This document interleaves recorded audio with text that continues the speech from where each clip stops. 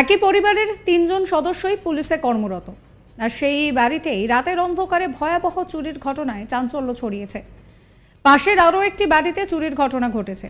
শুক্রবার ৩রা মে গভীর রাতে ঘটনাটি ঘটেছে গাইঘাটা থানার উত্তর বকচোরা ১ নম্বর টালি কারখানা এলাকায়। খবর পেয়ে গাইঘাটা থানার পুলিশ তদন্ত শুরু করেছে। পরিবারের অভিযোগ, দুষ্কৃতীর দলটি রাতের অন্ধকারে বাড়িতে ঢুকে স্প্রে জাতীয় কিছু ছড়িয়েছিল। জানা গিয়েছে, রাতে পরিবারের ৩ জন পুলিশ কর্মীর সদস্য বাড়িতে ছিলেন না। শনিবার ৪ঠা মে সকালে চুরির খবর পেয়ে তারা বাড়িতে আসেন। পুলিশ কর্মী শান্তনু দাস জানান যে প্রায় ২০০ গ্রাম মতন সোনা নিয়ে চম্পট দেয় চোরেদের দল, যার আনুমানিক বাজার মূল্য ১২ থেকে ১৩ লক্ষ টাকা। আলমারি ভেঙে দুষ্কৃতীরা সবকিছু নিয়ে গিয়েছে। একই রাতে প্রতিবেশী রাখি বিশ্বাস নামে এক মহিলার বাড়িতে চুরির ঘটনা ঘটে। এইভাবে পরপর বাড়িতে চুরির ঘটনায় এলাকায় চাঞ্চল্য ছড়িয়েছে।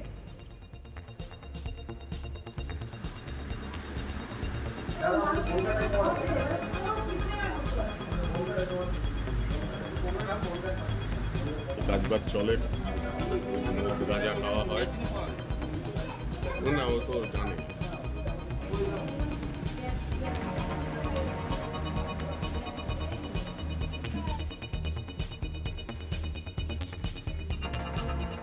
শান্তনু দাস কি বলছেন শোনাবো আপনাদের।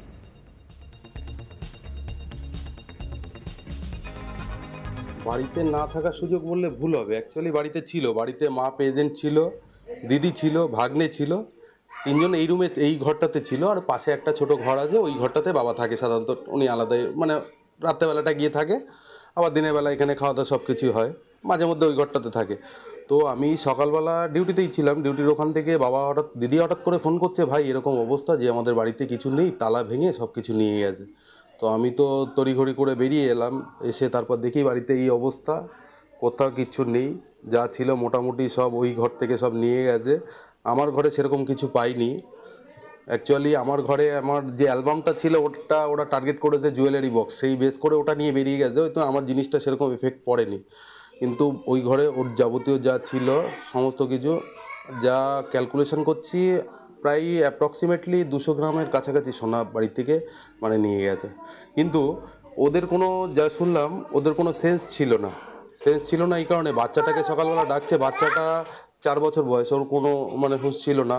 ওকেও বাবা এসে ডাকছিল, ওরও কোনো হুঁশ ছিল না। মেন গেটের তালা ভেঙেছে, আলমারি ভেঙেছে, ও ঘরে শোকেস ভেঙেছে, আমার ঘরে ড্রেসিং টেবিলটা ভেঙেছে। তো ভাঙার পরে ইভেন ওর যে ইউনিফর্ম, আমি দিদি দুজনই পুলিশে আছি, তো ও ডিউটিতে ছিল, ডিউটি করে কালকে ফিরেছে, আমি ডিউটিতে ছিলাম। ওর ইউনিফর্মটা নিয়ে গিয়ে বাইরে ফেলেছে, ওর ফোনটা নিয়ে গিয়ে বাইরে ফেলেছে।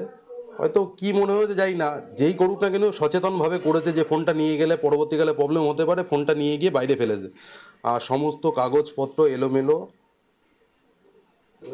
এইটা যা ক্যালকুলেশন করছি আমরা, কারণ 2-2:30 পর্যন্ত থাকে, এইটা মোটামুটি 2:30-3টের দিকে সম্ভবত নিরাপদে থাকবে।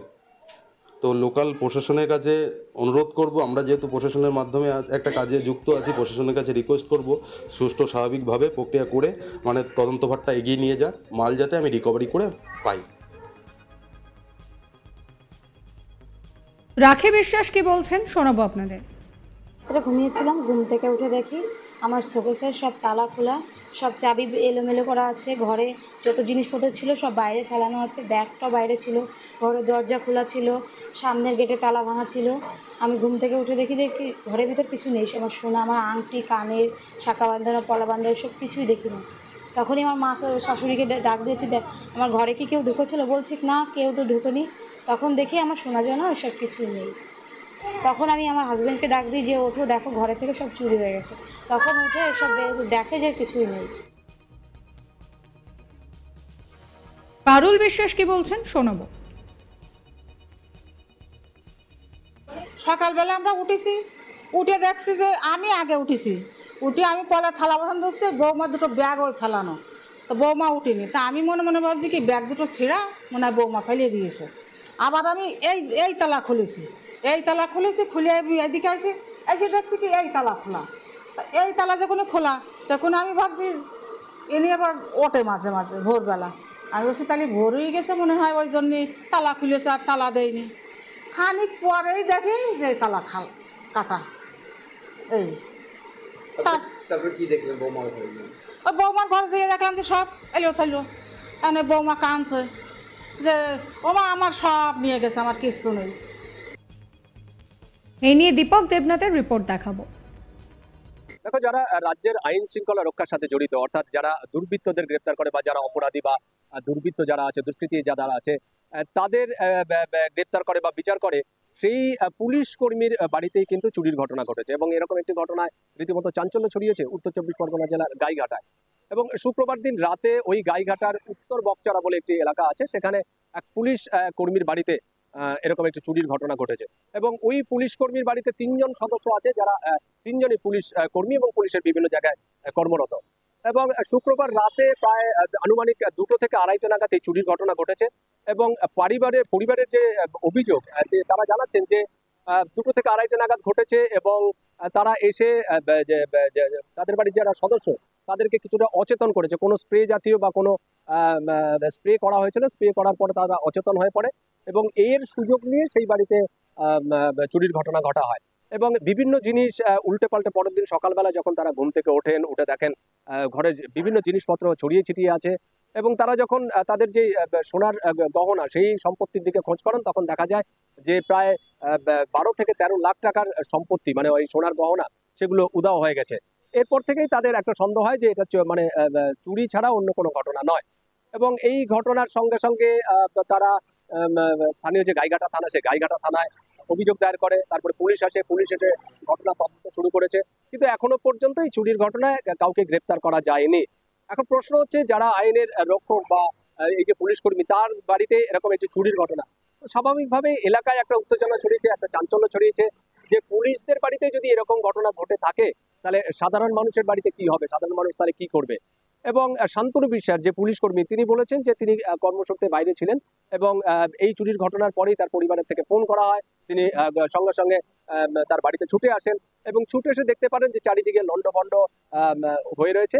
এবং যখন খোঁজ নিয়ে দেখা যায় যে তার ভাইয়েরই ঘরে একটি সোনার গহনা ছিল, মূলত সেই সোনার গহনার লোভেই কিন্তু এই চুরির ঘটনা ঘটে। এবং পুরোটাই নিয়ে যাওয়া হয়েছে এবং বিভিন্ন জিনিসপত্র, ফাইল ছড়িয়ে দেওয়া আছে। এবং তার দিদির যে পুলিশ কর্মী, তার যে পোশাক, স্কুলের মানে পুলিশের যে পোশাক, ড্রেস, সেটিকেও বাইরে ছুঁড়ে ফেলা দেওয়া হয়েছে। এবং তার দিদির যে মোবাইল ফোন, সেটিকেও বাইরে ছুঁড়ে ফেলে দেওয়া হয়েছে, যাতে কোনো প্রমাণ না পায় বা চট করে পুলিশের সাথে তারা যাতে কোনো পরিবারের সদস্য যাতে যোগাযোগ করতে না পারেন, এরকম একটি অভিযোগ করেছেন। এবং শান্তনু বিশ্বাস এও অভিযোগ করেছেন যে গত কয়েকদিন আগে তার বাড়ির সামনে একটি অপরাধের ঘটনা ঘটে এবং সেই ঘটনায় গুলি ছোড়ার মতন ঘটনা ঘটে এবং একটি রিভলভারও উদ্ধার করা হয়। সাবস্ক্রাইব করবেন চ্যানেলটিকে।